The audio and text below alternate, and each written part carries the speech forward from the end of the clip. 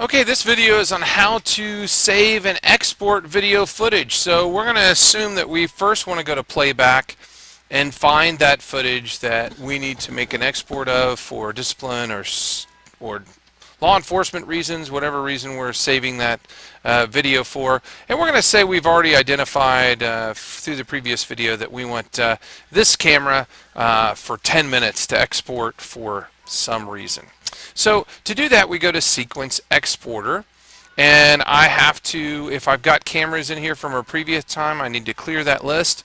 Then I'm going to go in and select that camera that I'm going to use. So I'm going to use this camera. That's the one on my list. And now I'm going to go and say I want to do a specific, sorry, not the button I want. I'm going to do a specific interval, and it may be set at today on yours by default, but you want to go to custom interval and then say when you're going to export. So I'm going to go back to the 16th and say I'm going to export from 9:05 to the 16th at 9:15, and then say set as my export time. And once I've set that, now I've got that in view here in my camera. And then I'm going to go and save it. So to save it, all I do is come over here to the disk down here where it says export. I'm going to export that. And then it says, hey, you're going to do 222 from 9:09 a.m. to 9:10 a.m. Oh, I don't want to do that short. Let me go back. No, I don't want to export. Let me set my interval again. I wanted 15 minutes at least, 9:09 to 9:15. There we go. I don't know what I did there. So I've got that up, and I can grab back and forth here in my list, and then I'm going to go ahead and hit, then I'm going to export that.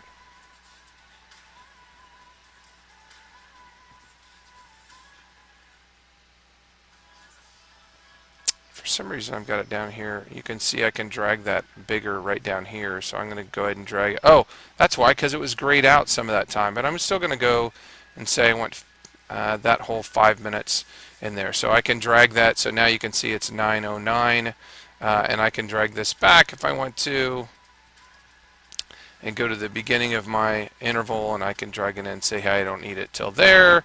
So now you see I'm changing that on the fly right there. So I can go to either end of the video and I can drag more, or go to the other end and drag less, however I want to do that. So once I've got the camera and the time frame I want, it's going to export this to this folder in my documents called Milestone Video Export. By default, I'm going to say these items. I want the Smart Player client, that way they don't need any special video player. They're going to be able to do it just like this and fast forward and stuff through the frames. I can password protect it if I want to password protect it. I'm not going to do that. And I could include a media player format with it with timestamps. That's a specific kind of media player format. You can do either one of these. AVI is the most recognized. However, you don't need to do that. It's already on if I do the XProtect format. So I'm going to do it this way. And by the way, this is the fastest way to do the export. And I'm going to just go ahead and say start export. You can obviously do these as well. If you wanted to just get a media file, I could do that. Doing both of them is redundant. So if you just need one kind, for instance, you've got something that a student wants to use in a video project, you'd want the media player format, not the XProtect. But if you're doing it for law enforcement, I would use this one. So anyways, when I'm done, I just hit start export. The export is actually really quick if you do it in that format. And you can see it's already done. Over here in the folder that it exports to, in there you just see the Smart Protect client, and if I double click on that, this is what law enforcement will see. They'll see a little version of the viewer open up, and it will be the footage that we just exported of that specific camera. You can see right on there when the cameras were actually taking video.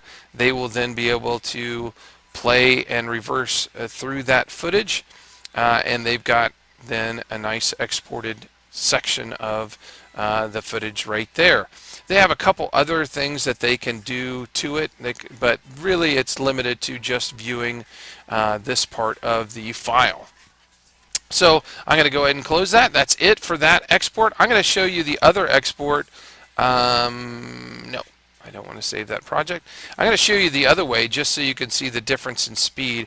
If I go ahead and do the exact same one, but instead say I don't want that, I want the media player format, I would include the timestamps unless you're doing it for a video for kids and you don't want the timestamp up top. If I click on that, the timestamp won't be on the video. It's going to go to the exact same place, so I'm going to say start export. It's not as fast. It takes a little while for it to go and render the video.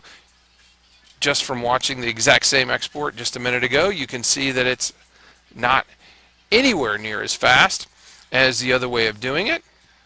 And just so you know, on the video export, it exports the date and time you did the export is the name of the folder. It has nothing to do with the date and time of the footage that you exported.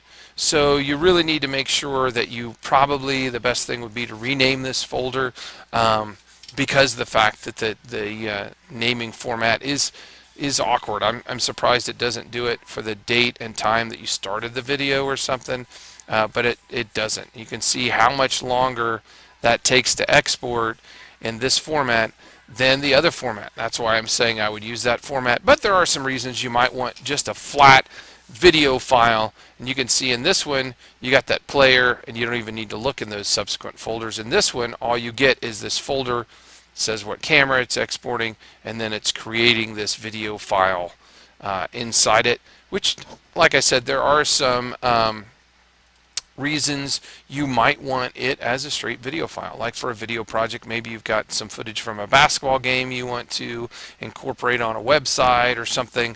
There are some reasons that you'd want the video file, but as far as discipline and law enforcement goes, the XProtect one is way faster, and you can just burn those items of the folder. I can just take this whole folder and grab that and send to the CD player and burn it onto a flash drive or a CD.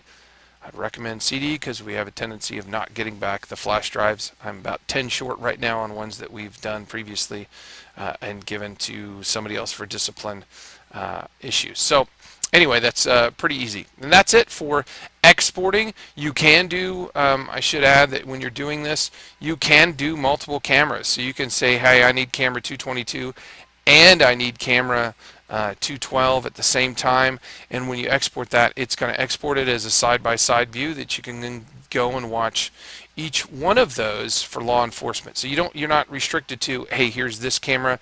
You can go through actually the entire camera list and say, hey, I need this one too, and it will export all those cameras as one export for law enforcement.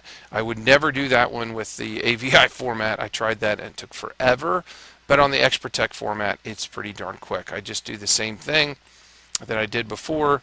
I would add those other camera items in there that I perhaps needed in that footage, and then again, I wouldn't pick these other formats. I'd just do the XProtect, and you get the player, you get all those video feeds together in one nice, easy, way easier export than we had with the previous system.